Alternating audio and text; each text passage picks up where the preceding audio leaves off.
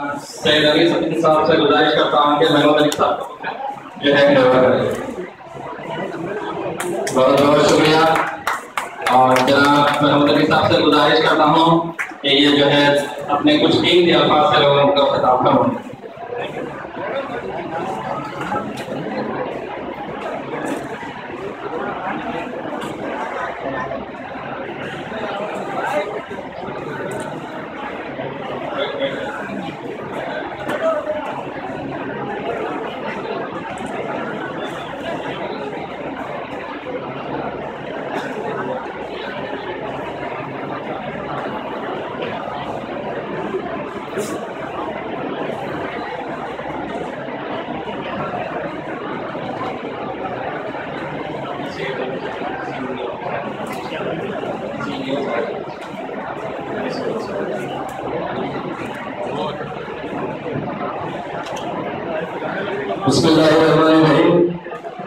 अस्सलामु अलैकुम रहमतुल्लाहि व बरकातुहू।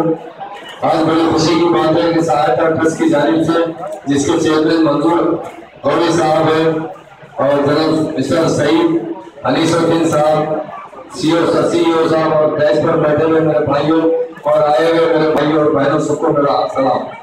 डेफिनेट ये बड़ी अच्छी बात है, खुशी की बात है। रमजान के मुतबरिक महीने में हमारे काफी अखराजात बढ़ जाते हैं और रमजान का एहतमाम किया जाता है, तो उसके लिए सरमाया तो अच्छी तरीके से करते हैं और गरीब भाइयों के लिए बड़े मुश्किलात पेश आते हैं।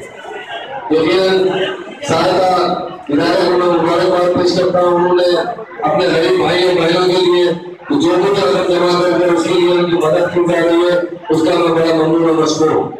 यकीनन हर एक को दूसरे का ख्याल रखना चाहिए। इंसान की जिंदगी में भाई क्या जिंदगी, जो इंसान खिदमत करता है वही सबसे बड़ा इंसान होता है। इंसान के लिए दूसरे इंसान का दर्द महसूस करना, उनकी मदद करना यह इंसान का वलीद फर्ज है। इसलिए मैं जिस पार्टी में था वो भी जहादी पार्टी थी, उसका मकसद भी यही था कि तेलंगाना हासिल करना। तेलंगाना में चूंकि हमारे साथ काफी नाइंसाफी हो रही थी। आज मुसलमान 70 साल पहले तक बादशाह करते और दलितों से भी ज्यादा बैकवर्ड हो चुके हैं। मेरे मुस्लिम बहनें बिल्कुल बेरोजगार हो चुकी है, मेरे मुस्लिम भाई भी बिल्कुल बेरोजगार हो चुके हैं। तालीम में हम बिल्कुल बैकवर्ड हो चुके हैं। सरकार साहब ने अपनी रिपोर्ट में कहा कि मुसलमान दलित से भी ज्यादा कमजोर है, इसलिए हमारी पार्टी के जाने से भी मुसलमानों को 12% रिजर्वेशन देने की बात की गई। तेलंगाना राष्ट्र समिति काफी सेकुलर पार्टी है। आप लोगों की दुआओं की वजह से आज 57 साल में कभी भी आंध्र प्रदेश में कोई मुसलमान को डिप्टी सीएम का मौका नहीं दिया गया था। आज पहली बार मुझे आपकी दुआओं की वजह से मौका मिला है, इसका लिए मैं आपका शुक्रगुजार हूँ और अल्लाह ताला का भी शुक्रगुजार हूँ जिनके फजल से, मेरे प्यारे नबी के फजल से, तमाम लोगों की दुआओं की वजह से आज मैं डिप्टी सीएम बना हूँ। हमारे पास बहुत अच्छा प्लान है। जिस तरह सहायता ट्रस्ट वालों ने आपकी मदद करने के लिए जिस तरह आगे बढ़े, उस तरह टीआरएस पार्टी भी आपकी मदद के लिए तैयार है। हम यही चाहते हैं कि तमाम के तमाम भाइयों को, खासतौर से मुस्लिम भाइयों को केजी से पीजी तक फ्री तालीम मिले और हर घर में हर बच्चा तालीम हासिल कर सके, न कि सिर्फ सरमादार तालीम हासिल कर सके, गरीब आदमी तालीम से महरूम रह सके। निजाम स्टेट में जिस तरह इंतजाम था, जगह जगह सरकारी मदरसा है, कुछ सालों में हम भी उसी तरह मदरसा डालकर फ्री तालीम देंगे। उसी तरह हमारे भाई और बहनों के लिए भी हमारे पास बहुत बड़े स्कीम्स हैं। सेल्फ एम्प्लॉयमेंट के लिए बहुत से आईएएस ऑफिसरों से बात कर रहे हैं कि हिंदुस्तान में दीगर स्टेटों में जिस तरह सेल्फ एम्प्लॉयमेंट प्रोवाइड किया जाता है, उसी तरह तेलंगाना में भी घर घर हम सड़क पहुंचाना चाहते हैं कि हमारी बहनें बेकार न रहे, घर में बैठकर कम से कम रोजाना 100 रुपए कमा सके। तो तेलंगाना राष्ट्र समिति का एजेंडा है। अब मैं एक बात यकीन दिलाता हूँ, मैं देख रहा हूँ कि मेरे पास सबसे ज्यादा जो लोग आते हैं वो बेरोजगारी से आते हैं।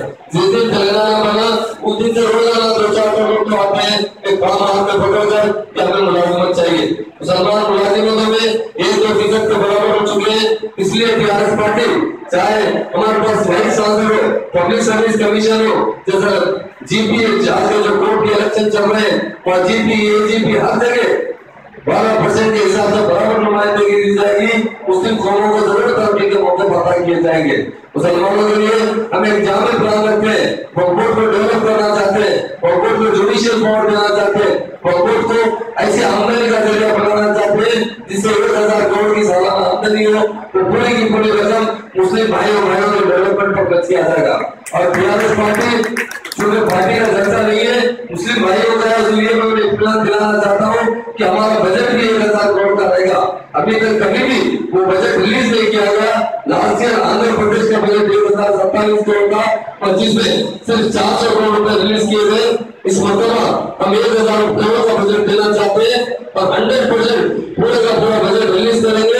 अगर उसमें और कमी पड़ती है तो मजीद बजट में इजाफा करने का भी तजवीज रखी गई है। इसलिए हम तमाम जहां तक हो सके वेलफेयर स्कीम को डेवलप करेंगे, चाहे मकानों के पट्टे, तमाम मुस्लिम भाइयों को 12% के मकान के पट्टे दिए जाएंगे। जमीन के पट्टे, उसमें भी हमारी जहाँ उनके एग्रीकल्चर से बहुत कम मुसलमान रोजगार से मुतरफ लगे हुए हैं, इसलिए जहाँ गाँव में भी मुसलमान रहेंगे उन्हें एग्रीकल्चर लैंड दिया जाएंगे। और मकान के बारे में केसीआर साहब ने एक ऐसी तस्वीर रखी है, एक कमरे का मकान में मुसलमान नहीं रह सकता, हिंदू भाई भी नहीं रह सकता। उसकी शादी, मिजवानी, बहू, नाना, दोना, कपड़े, इसलिए 2 बेडरूम, एक हॉल और किचन रखकर बनाकर देने का वादा किया गया। उसी तरह का मकान आप लोगों को बना के देंगे। मैं आपका भाई हूँ, आपका बेटा हूँ, अगर मेरी चमड़ी भी आपको काम आती है तो मैं अपने आप को खुशनसीब समझूंगा। यकीनन जो भी आपको मसाइल है मैं हमेशा आपके दरमियान रहूंगा। आपकी दुआओं की वजह से, अल्लाह के फजल की वजह से ही मुझे डिप्टी सीएम का होगा केसीआर साहब ने दिया है। यकीनन हम भी उनके शुक्रगुजार हैं। ऐसे लीडर बहुत कम पैदा होते हैं जो मसावत का इंतजाम करते हैं। आजकल हमारे साथ हर जगह नाइंसाफी हो रही है और काफी नहीं, बरसों से नाइंसाफी हो रही है। चूंकि मुझे रेवेन्यू मिनिस्ट्री का ऑर्डर दिया गया है, मैं देख रहा हूँ तमाम मुस्लिम भाई इतने गुर्बत की हालत में, अगर उनके डॉक्यूमेंट भेजा जाए तो करोड़ रुपए जमीन के मालिक है, मगर आज उनके पास एक पैसा नहीं है। यहाँ के मकानों में जो लोग नवा पर जागीरदार से नाम से पुकारा जाता था, वो लोग सलाम आबादियों में आबाद बच गए। इसलिए मेरे भाइयों बहनों से अपील करता हूँ मैं, आप अच्छे मजबूत चाहिए, अपने बच्चों को कलम दीजिए, हाथ में तालीम दीजिए। जब तक हम तालीम हासिल नहीं करेंगे दुनिया में हम तरक्की नहीं कर सकते।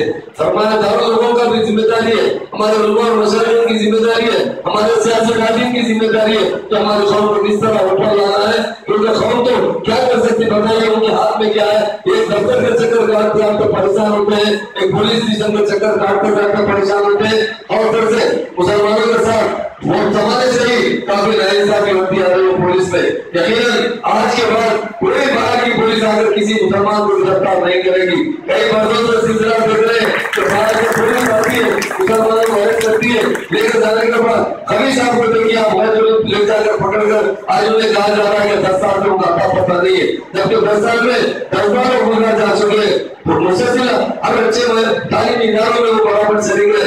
उसी तरह कई लोगों को गिरफ्तार किया जा रहा है, हम उसकी रोकथाम करेंगे और तमाम कौमों के साथ मुस्लिम कौम को भी जरूर इंसाफ मिलेगा और उनकी तरक्की उनकी आबादी के हिसाब से हो जाएगी। इसलिए मैं आज एड्रेस के तमाम जिम्मेदारों को, चेयरमैन साहब को बहुत बहुत मुबारकबाद करता हूँ कि आपका जो इल्जाम है गरीब आदमी को उठाना हर आदमी आदमी की जिम्मेदारी है। मुसलमानों में हालात ऐसे छुपी है तो सिर्फ अपने लिए बैठ रहे हैं। हमारे पास दौलत की कमी नहीं, और ममालिक में इतनी दौलत है पर कोई तालीम पर खर्च नहीं कर रहा है, अपने एजुकेशन पर खर्चते हैं। यहाँ के सरमायादार लोग ये नहीं देखते कि मेरी गली में कितने बच्चे स्कूल जाते हैं, कितने बच्चे नहीं जाते, क्यों नहीं जाते।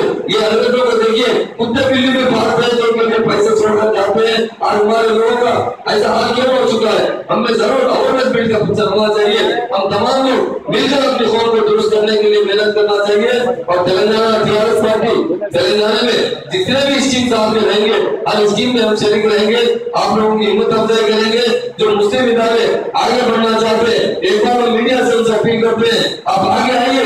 हम जो चीज की आपको जरूरत है, आपको इंडस्ट्री डालने के लिए जमीन की जरूरत है, या मुसलमानों के लिए छोटे छोटे इंडस्ट्री डालकर उन्हें रोजगार मौजूद करना चाहते हैं, तो तेलंगाना राष्ट्र समिति मुस्लिम कौम को भी दूसरे कौम की तरह तरक्की आता दिखना चाहती है। मुझे जो देरी हो गई है उसके लिए मैं माफी चाहता हूँ, क्योंकि मैं 10:30 का टाइम दिया था, मुसलसिल मेरे घर पे बिना रास्ता में निकल नहीं सका, जिसके लिए मैं एक बार तमाम चूंकि काफी मेरी बहनें बहुत देर से इंतजार कर रही है, उनके लिए माफी चाहता हूँ। मैं आपका भाई हूँ, किसी बुजुर्गों का बेटा हूँ, किसी का भारत के लिए मैं हमेशा अपने खिदमत करने के लिए तैयार हूँ। आपको कभी भी किसी चीज की जरूरत पड़े, इमरजेंसी डिपार्टमेंट की तकलीफ हो, हम जब चाहे आप रात के 12 बजे भी मुझे आकर उठा सकते हैं, मुझसे काम ले सकते हैं। मेरा काम है आप लोगों की खिदमत करना है। अल्लाह ताला ने जो मुझे औहदा दिया है उसका यही मकसद है, यही उसका औहदे का जो इस्तेमाल करने का तरीका है कि हर मेरे गरीब भाई बहनों की जो तकलीफ है वो मेरी तकलीफ समझकर मैं हल करना चाहिए। और मैं आपका स्वामी हूँ, मैं खिदमत करने वाला हूँ। लीडर कुछ नहीं होता, आपके लोगों की वजह से पार्टी में मौका दिया जाता है, मगर मेरा फर्ज है मुझे खिदमत करने का जितना चाहे मेरी ड्यूटी है।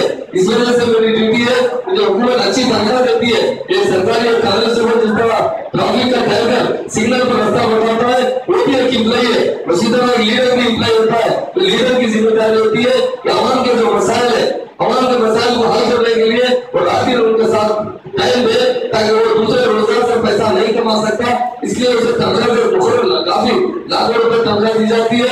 मैं तनख्वाह मुलाजिम हूँ, जरूर मेरा फर्ज है आपकी खिदमत करना, क्योंकि मुस्लिम भाई और बहनों को गरीब आदमी को कोई पूछने वाला नहीं है, किसी दफ्तर में पूछने वाला कोई नहीं है, कोई लीडर के पास जाकर पूछने वाला कोई नहीं है। इसलिए मैं तमाम बहनों से खासकर आपकी जो भी तकलीफ हो, महिलाएं फाइनेंस कॉर्पोरेशन से सब्सिडी लोन की जरूरत है, आप अप्लाई कीजिए, जरूर आपको 100% लोन मिलेगा।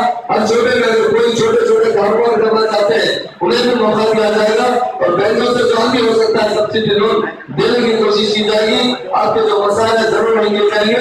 मैं और एक बार सहायता ट्रस्ट के चेयरमैन साहब और उनका तमाम अराकीन का मैं शुक्रिया अदा करता हूँ जो मुझे बुलाया है, और मैं हमेशा आपके साथ हूँ और जो भी खैर का काम होगा जरूर मेरे खादिम की तरह आपके साथ रहेगा और जरूर आपको शाना बशाना काम करेगा। मुझे जरूर शुक्रिया अदा एक मिनट में आपसे मुखातिब करूंगा, मैं आपकी स्पीच की कंटिन्यू करना चाह रहा हूँ। मैं सहायता ट्रस्ट की तरफ से 2000 बच्चों के स्कॉलरशिप के लिए एप्लीकेशन की, लेकिन 300 बच्चों को हमारे पैसे मिले।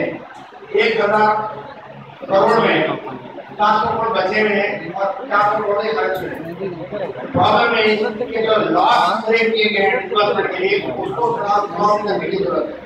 अगर वो सॉफ्ट करते हैं, क्योंकि मुसलमान जैसा बंदा जाए है फॉर्म भरने में कुछ गलती करता है, कुछ इन्फॉर्मेशन नहीं रहती है, फिर उसके बिना पर उसको पैसे नहीं मिल रहे हैं। तो अगर आप गवर्नमेंट में हैं और वो कंडीशन को थोड़ा सा नरम कर दिया गया तो फिर हमारे जो 2000 एप्लीकेशन है सारे के सारे बच्चों को मिलेंगे।